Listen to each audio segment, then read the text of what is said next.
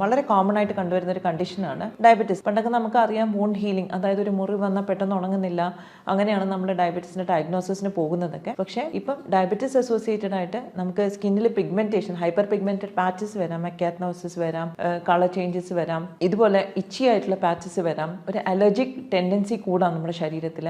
കാരണം ഡയബറ്റീസിനോട് underline factor ആണ് നമ്മുടെ ഇൻസുലിൻ റെസിസ്റ്റൻസ് ആണ്. ഡയബറ്റീസിലെ സ്കിൻ കണ്ടീഷൻസ് കോമൺ ആണോ?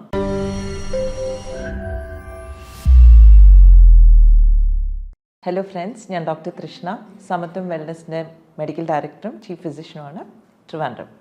പലപ്പോഴും നമ്മൾ കണ്ടുവരുന്നൊരു വളരെ കോമൺ ആയിട്ട് കണ്ടുവരുന്നൊരു കണ്ടീഷനാണ് ഡയബറ്റീസ്. നമുക്കെല്ലാവർക്കും അറിയാവുന്നതാണ്. ഇപ്പോൾ എനിക്ക് തോന്നുന്നു ഒട്ടുമുക്കാൽ ജനതയ്ക്കും എന്താണ് ഡയബറ്റീസ്, ടൈപ്പ് 2 ഡയബറ്റീസ് എന്നെല്ലാം അറിയാം. പക്ഷേ ഈ ഇടയായിട്ട് എനിക്ക് വന്നൊരു ഇൻട്രസ്റ്റിംഗ് കേസായിരുന്നു. I would like to share that with you. എൻ്റെ ക്ലോസ് ഫ്രണ്ടാണ് പുള്ളിക്കാരി. ഡയബറ്റീസിന് ജസ്റ്റേഷണൽ ഡയബറ്റീസ്, അതായത് പ്രഗ്നൻസി ടൈമിൽ ഡയബറ്റീസ് ഉണ്ടായിരുന്നു. അത് കഴിഞ്ഞപ്പം കുഴപ്പമില്ലായിരുന്നു, നോർമലായിരുന്നു. പക്ഷേ കുറേ കാലമായിട്ട് ചെക്ക് ചെയ്തില്ല. പക്ഷേ ഈ ഇടയ്ക്ക് എൻ്റെ അടുത്ത് വന്നത് എന്തിനാന്ന് വെച്ചാൽ കഴുത്തിലെല്ലാം ചുമന്ന് തുടുത്ത പാടുകൾ വരുന്നു, വളരെ ഇച്ചി, വളരെ ചൊറിച്ചിലും അസ്വസ്ഥതയുമുള്ള, പ്രത്യേകിച്ച് മടക്കുകളിലെല്ലാം ഈ ഒരു ഇച്ചിങ് വരുന്നുണ്ട്, എന്താണ് ചെയ്യേണ്ടതെന്ന് ചോദിച്ചിട്ടാണ്. അപ്പോഴാണ് ഞാൻ ഹിസ്റ്ററി എടുത്തപ്പോഴത്തേക്ക് ഞാൻ ചോദിച്ചു, ഡയബറ്റീസിൻ്റെ ഇത് ചെക്ക് ചെയ്തിട്ട് എത്ര കാലമായി? അപ്പം നമ്മൾ പറഞ്ഞു, ഈ ഇടയ്ക്കായിട്ടൊന്നും എനിക്ക് കുഴപ്പമുണ്ടായിരുന്നില്ല, അതുകൊണ്ട് ഈ ഇടയ്ക്കൊന്നും ഞാൻ ചെക്ക് ചെയ്തിട്ടില്ല എന്ന്. പക്ഷെ നമ്മൾ മനസ്സിലാക്കേണ്ടതെന്ന് വെച്ചാൽ ഡയബറ്റീസിന് നേരത്തെ വന്നിട്ടുള്ളവരാണെങ്കിൽ അറ്റ്ലീസ്റ്റ് നമ്മൾ പീരിയോഡിക്കലി ഒന്ന് ചെക്ക് ചെയ്യണം. കാരണം ഈ ഗ്ലൂക്കോസ് ലെവൽസ് എപ്പോൾ വേണമെങ്കിലും നമുക്ക് ഫ്ലക്ച്വേറ്റ് ചെയ്യാം. അപ്പം അതുകൊണ്ട് തന്നെ ഞാൻ പുള്ളിക്കാരുടെ അടുത്തൊന്ന് പറഞ്ഞു, ഡയബറ്റിക് പാനലൊന്ന് ചെയ്തോളൂ, FBS-ഉം PPBS-ഉം HbA1c എല്ലാം. HbA1c വന്നപ്പോഴത്തേക്ക് we both were shock because it was around 10. അപ്പോൾ ഇതിൽ നമ്മൾ ഇമ്പോർട്ടൻ്റ് ആയിട്ടുള്ള കാര്യം എന്ന് വെച്ചാൽ it was uncontrolled diabetes type 2. ഇത് നമ്മൾ യങ് ആണ്, നമ്മളൊരു മേ ബി ലേറ്റ് 30s-ലും ഏർലി 40s-ലൊക്കെ ഉള്ള സമയത്ത് നമ്മൾ വിചാരിക്കും നമ്മൾ ഭക്ഷണം ശ്രദ്ധിക്കുന്നുണ്ട്, I am very physically active, ഞാൻ നടക്കുന്നുണ്ട്, എക്സസൈസ് ചെയ്യുന്നുണ്ട്, അപ്പോൾ നാച്ചുറലി ഇത് അണ്ടർ കൺട്രോൾ ആയിരിക്കും എന്ന് നമ്മൾ വിചാരിക്കും. പക്ഷേ എങ്കിലും നമ്മൾ ഒരു പീരിയോഡിക്കലി നമ്മളിത് ചെക്ക് ചെയ്യണം. ഒരു 6 മാസം കൂടുമ്പോഴെങ്കിലും നമ്മളിത് ചെക്ക് ചെയ്യുന്നത് വളരെ നല്ലതായിരിക്കും. കാരണം എന്തെങ്കിലും വേരിയേഷൻ ഉണ്ടെങ്കിൽ നമുക്ക് അപ്പം തന്നെ അത് അഡ്രസ്സ് ചെയ്യാം. അപ്പോൾ coming back to skin conditions, ഡയബറ്റീസിലെ സ്കിൻ കണ്ടീഷൻസ് കോമൺ ആണോ? ഡെഫിനറ്റ്ലി. ഡയബറ്റിക് ഡെർമോപ്പത്തി എന്ന് പറഞ്ഞൊരു കണ്ടീഷനുണ്ട്, where skin can get affected because of diabetes. അത് കൂടാണ്ട് നമുക്ക് ഇൻഫെക്ഷൻസ് വരാനും ചാൻസസ് വളരെ കൂടുതലാണ്. ഡയബറ്റീസ് ഉള്ളവർക്ക് സ്കിൻ ഇൻഫെക്ഷൻസ് വരാനുള്ള ചാൻസസും കൂടുതലാണ്. പണ്ടൊക്കെ നമുക്കറിയാം വൂണ്ട് ഹീലിംഗ്, അതായത് ഒരു മുറിവ് വന്നാൽ പെട്ടെന്ന് ഉണങ്ങുന്നില്ല, അങ്ങനെയാണ് നമ്മൾ ഡയബറ്റീസിൻ്റെ ഡയഗ്നോസിസിന് പോകുന്നതൊക്കെ. പക്ഷേ ഇപ്പം ഡയബറ്റീസ് അസോസിയേറ്റഡ് ആയിട്ട് നമുക്ക് സ്കിന്നിൽ പിഗ്മെൻറ്റേഷൻ, ഹൈപ്പർ പിഗ്മെൻറ്റഡ് പാച്ചസ് വരാം, മെക്കാറ്റ്നോസിസ് വരാം, നമുക്ക് കാലിൻ്റെ മുട്ടിന് താഴെയുള്ള എല്ലിൻ്റെ പുറത്ത്, ഷിന്നിൻ്റെ പുറത്തുള്ള കളർ ചേഞ്ചസ് വരാം, ഇതുപോലെ ഇച്ചി ആയിട്ടുള്ള പാച്ചസ് വരാം, ഒരു അലർജിക് ടെൻഡൻസി കൂടാം നമ്മുടെ ശരീരത്തിൽ. അപ്പോൾ ഡയബറ്റീസ് ഉള്ളവരെല്ലാം please look out for skin changes. നമ്മുടെ ശരീരത്തിൽ എന്തെങ്കിലും സ്കിൻ ചേഞ്ചസ് വരുന്നുണ്ടോ എന്ന് തീർച്ചയായിട്ടും നോക്കണം. കാരണം ഡയബറ്റീസിനോട് അണ്ടർലൈൻ ഫാക്ടറാണ് നമ്മുടെ ഇൻസുലിൻ റെസിസ്റ്റൻസ് ആണ്. അതായത് നമ്മുടെ ശരീരത്തിലെ ഇൻസുലിൻ പ്രവർത്തിക്കാത്തൊരവസ്ഥയാണ്, പ്രത്യേകിച്ച് ടൈപ്പ് 2 ഡയബറ്റീസിന്. അപ്പോൾ അങ്ങനെ ഒരു അവസ്ഥയിൽ ഇൻസുലിൻ ഇസ് എ ഹോർമോൺ. ആ കൂട്ടത്തിൽ തന്നെ നമ്മുടെ ഇമ്മ്യൂണോളജിക്കൽ ഫംഗ്ഷനും ഡീറേഞ്ച്ഡ് ആവും, നമ്മുടെ പ്രതിരോധ ശക്തി നമുക്ക് വളരെ കുറയുന്നൊരവസ്ഥയാണ്. അപ്പം നമുക്ക് വളരെ സിമ്പിളായിട്ടുള്ള ഇൻഫെക്ഷൻസ് കൂടുതൽ വരാം. എനിക്കൊന്ന് കോവിഡ് കാലത്ത് അത് നമ്മൾ വളരെയധികം നോട്ടീസ് ചെയ്തിരുന്നു. ഓൾറെഡി കോമോർബിഡിറ്റീസ് ഉള്ള, അതായത് വേറെ അസുഖങ്ങളുള്ള ആൾക്കാർക്കായിരുന്നു കോവിഡ് കോംപ്ലിക്കേഷൻസിലേക്ക്, ന്യൂമോണിയയിലൊക്കെ പോയത്. അല്ലാത്തവർക്കൊക്കെ മൈൽഡ് ഇൻഫെക്ഷനായിട്ട് പോയി.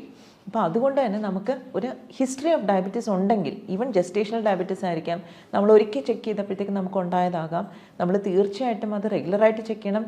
സ്കിന്നിൽ എന്തെങ്കിലും ചേഞ്ചസ് ഉണ്ടോ എന്ന് നമ്മൾ നോട്ടീസ് ചെയ്യണം. സ്കിന്നിൽ ചേഞ്ചസ് ഉണ്ടെങ്കിൽ ഉടനടി നമ്മൾ അതിനെ അഡ്രസ്സ് ചെയ്യണം. കാരണം അത് എക്സ്റ്റെൻസീവ് ആയി കഴിഞ്ഞാൽ ട്രീറ്റ് ചെയ്യാനായിട്ടും ബുദ്ധിമുട്ടാണ്. അപ്പം ഡയബറ്റിക് കൺട്രോൾ ഇതിൽ പ്രധാനമാണ്. ഷുഗർ കൺട്രോൾ ചെയ്യുന്ന സമയത്ത് കുറേ പേരെങ്കിലും, എനിക്ക് തോന്നുന്നു 30s-ലൊക്കെ ഒരു ചേഞ്ചസ് വരുന്നവരൊക്കെ പറയും, ഞാൻ എക്സസൈസ് ചെയ്തോളാം, ഞാൻ ഡയറ്റൊക്കെ നോക്കിക്കോളാം എന്ന് പറയും.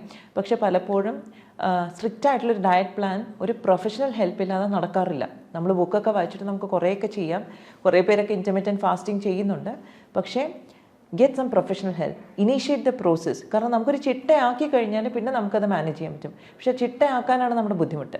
അപ്പം സ്റ്റാർട്ടിങ് വിത്ത് ടൈമിലുള്ള ഫുഡ് ഇൻടേക്ക്, നമ്മുടെ ക്വാണ്ടിറ്റി എത്രയാണ്, നമ്മൾ എത്രയാണ് കഴിക്കുന്നത് എന്നുള്ള വളരെ വളരെ സ്പെസിഫിക് ആയിരിക്കണം. കാരണം നമ്മൾ ഒരു പ്രാവശ്യം നമ്മൾ കൂടുതൽ കഴിച്ചു, ഒരു പ്രാവശ്യം കുറച്ച് കഴിച്ചിട്ട് കാര്യമില്ല. എല്ലാ ദിവസവും കറക്റ്റായിട്ട് പ്ലാൻഡ് ആയിട്ടുള്ള മീൽസ് ആയിരിക്കണം. പിന്നെ അത് കൂടാണ്ട് ഇൻ ബിറ്റ്വീൻ, അതായത് ഇപ്പോൾ നമ്മൾ ഈ പറഞ്ഞ കണക്ക് നമുക്ക് ചായയും കാപ്പിയൊക്കെ കൂട്ടുന്നത്, എനിക്കൊന്ന് കോവിഡ് കാലത്ത് ഏറ്റവും കൂടുതൽ ഫ്ലറിഷ് ചെയ്തത് വലിയ വലിയ റെസ്റ്റോറൻറ്റ്സ് ഒന്നുമല്ല, ചായക്കടകളാണ്. കാരണം 10 രൂപയ്ക്ക് ഒരു ചായയും കിട്ടും, 10 രൂപയ്ക്ക് ഒരു കടിയും കിട്ടും. അപ്പം എല്ലാവരും അങ്ങോട്ട് തന്നെയാണ് ഫോക്കസ് ചെയ്തത്, പൈസ ഉള്ളവരാണെങ്കിലും പൈസ ഇല്ലാത്തവരാണെങ്കിലും. പക്ഷെ അതൊക്കെ അവിടെ നിൽക്കട്ടെ. നമുക്ക് ഡയബറ്റീസിൻ്റെ മാനേജ്മെൻറ്റിൽ വരുമ്പോഴത്തേക്ക് വി സ്റ്റാർട്ട് വിത്ത് ബ്രേക്ക്ഫാസ്റ്റ്. ബ്രേക്ക്ഫാസ്റ്റിൽ നമുക്ക് രാവിലത്തെ ചായയും കാപ്പിയും അങ്ങോട്ട് ഒഴിവാക്കണമെങ്കിൽ ഒഴിവാക്കാം. ഇല്ലെങ്കിൽ ചായ കുടിക്കുന്നുണ്ടെങ്കിൽ തന്നെ instead of sugar, don't add sugar, പഞ്ചസാര ഇടണ്ട. ഇൻസ്റ്റെഡ് നമുക്ക് വേണമെങ്കിൽ ഒരു ഘീയോ ബട്ടറോ എന്തെങ്കിലും നമുക്ക് ആഡ് ചെയ്യാം. ബ്രേക്ക്ഫാസ്റ്റിൻ്റെ കൂട്ടത്തിൽ നമ്മൾ ഏറ്റവും ഇമ്പോർട്ടൻ്റ് ആയിട്ട് ശ്രദ്ധിക്കേണ്ട കാര്യം എന്ന് പറഞ്ഞാൽ, ഈ പറഞ്ഞ കണക്കൊരു പ്ലേറ്റ് എടുക്കുമ്പം നമ്മൾ പ്ലേറ്റിൽ നമ്മൾ ഒരു 20%, ഒരു 20 മുതൽ 30% വരെ നമ്മുടെ ദോശയോ ഇഡലിയോ മതി. ബാക്കി അതിൻ്റെ ഒന്ന് 3 ഇരട്ടി ആയിരിക്കണം നമ്മുടെ വെജിറ്റബിൾസ്. അത് വെജിറ്റബിൾസ് ഇപ്പോൾ സാമ്പാറാണോ ഉണ്ടാക്കുന്നത്, സാമ്പാറിലെ വെജിറ്റബിൾസ് ധാരാളം കഴിക്കുക. ഇല്ല നമ്മൾ അപ്പവും സ്റ്റൂ കറി ആണെങ്കിൽ സ്റ്റൂ കറി ധാരാളം കഴിക്കുക. നമ്മുടെ വയറ് ഫില്ല് ചെയ്യേണ്ടത് ഈ വെജിറ്റബിൾസ് വെച്ചിട്ടായിരിക്കണം. പിന്നെ അത് കൂടാണ്ട് നമുക്ക് ബോയിൽഡ് എഗ്സ്, മുട്ട വേണമെങ്കിൽ കഴിക്കാം. പിന്നെ കുറച്ച് നട്ട്സും കുറച്ച് ഫ്രൂട്ട്സും. അപ്പോൾ ഫ്രൂട്ട്സ് നമ്മൾ അവോയ്ഡ് ചെയ്യേണ്ടത്, നമ്മൾ ഡേറ്റ്സ്, തൽക്കാലം വാട്ടർമെലൺ, നമുക്ക് മാംഗോ, പഴുത്ത മാങ്ങ, ചക്ക, ഇതെല്ലാം ഡെഫിനറ്റ്ലി നമ്മൾ അവോയ്ഡ് ചെയ്യണം. കഴിക്കാൻ പറ്റിയ ഫ്രൂട്ട്സ് എന്ന് പറയുന്നത് നമുക്ക് പോമഗ്രാനൈറ്റ് കഴിക്കാം, നമുക്ക്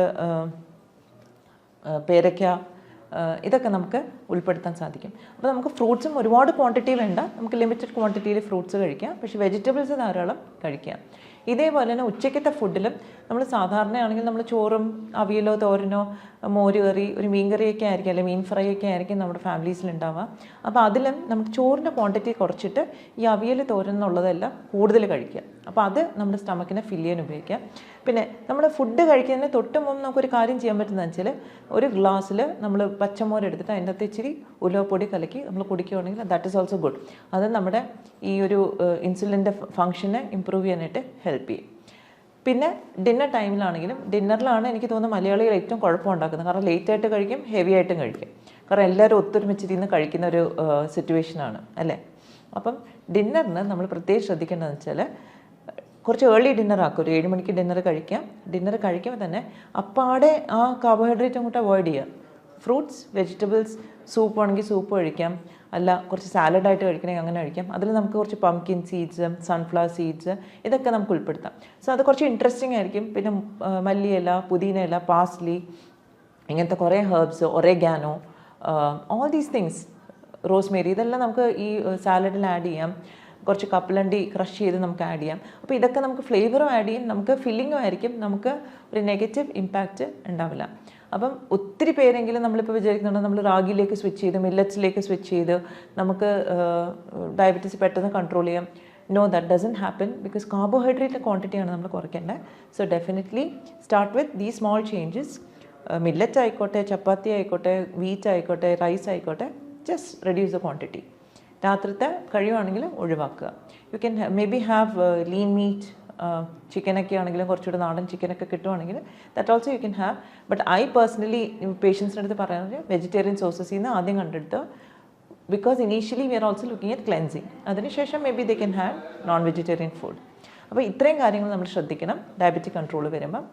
പിന്നെ exercise is definitely a must in case of diabetics. അപ്പോൾ ഡയബറ്റിക്സിന് എക്സസൈസ് എല്ലാവരും ജോലി ചെയ്യുന്നവരാണ്, സമയമില്ല. Don't worry, 10 minutes of walking in the morning, 10 minutes of specific exercises four diabetes, ഇത്രയും മാത്രം നമ്മൾ ചെയ്താൽ മതി. നമുക്ക് വേണ്ടുന്ന രീതിയിൽ നമുക്ക് ഷുഗറിനെ കൺട്രോൾ ചെയ്യാൻ പറ്റും.